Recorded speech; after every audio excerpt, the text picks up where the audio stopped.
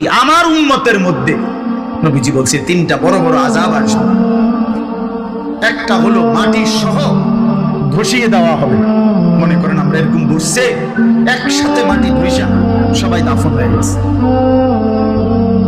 দুই নম্বরে মাসখুন, চেহারা বিকৃত করে দেওয়া হবে।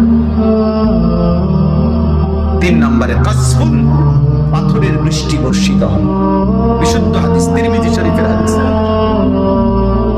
সাহাবারা জিজ্ঞেস করছে, ইয়া রাসূলুল্লাহ মাতা, কখন এমনটা হবে?